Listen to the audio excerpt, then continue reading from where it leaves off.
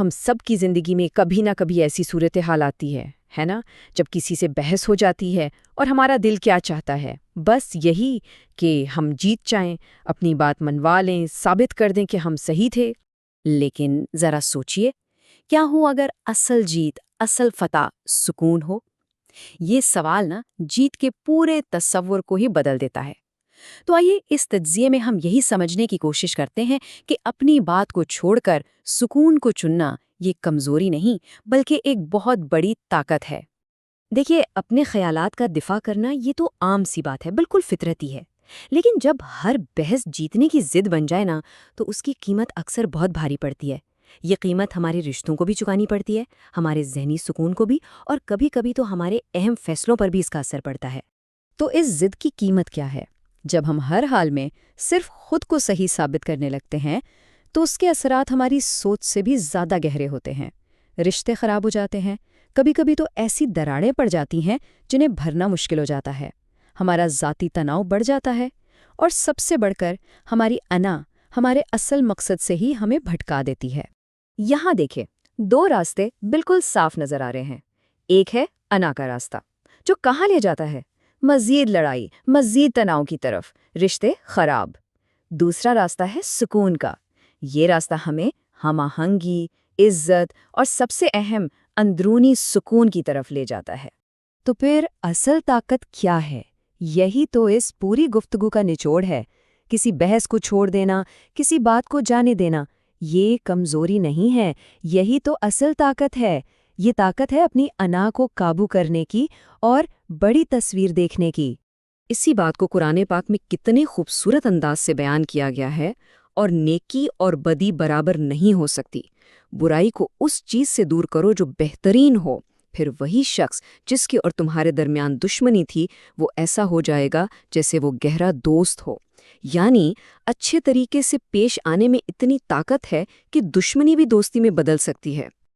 اور اسی تصور کو حضور صلی اللہ علیہ وآلہ وسلم کی اس حدیث نے مزید واضح کر دیا۔ طاقتور وہ نہیں جو دوسروں کو پچھاڑ دے، بلکہ طاقتور وہ ہے جو غصے کے وقت خود پر قابو رکھے۔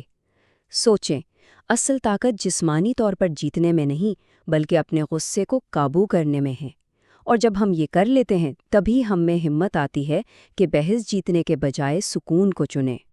ٹھیک ہے، تو اب تک ہم نے کیوں کی بات تو کر لی کہ سکون کو چننا کیوں ضروری ہے۔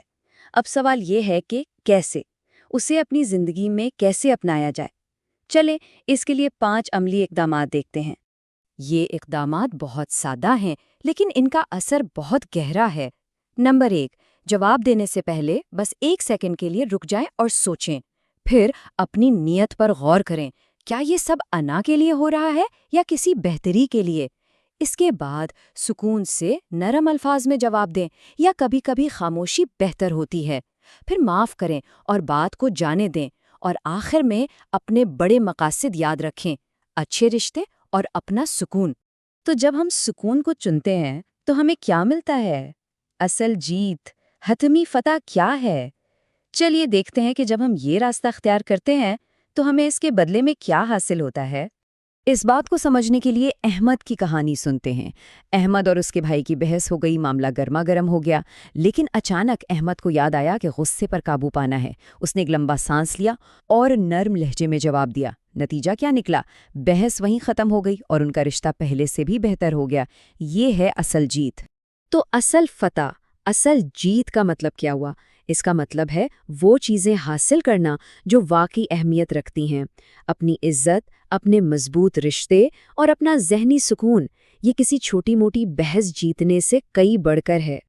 تو اگر اس پوری گفتگو کو ایک سادہ سے فارمولے میں باندھنا ہو تو وہ یہ ہوگا: صبر جمع عاجزی برابر ہے حقیقی طاقت۔ یہی وہ طاقت ہے جو ہمیں جھگڑوں سے اوپر اٹھ کر سکون کا راستہ چننے میں مدد دیتی ہے۔ تو اب سوال سب کے لیے ہے، اور میرے لیے بھی، ہم کون سی جیت چننا چاہتے ہیں؟ ایک لمحے کی انا کی تسکین یا زندگی بھر کا سکون اور مضبوط رشتے؟ فیصلہ ہمارا اپنا ہے۔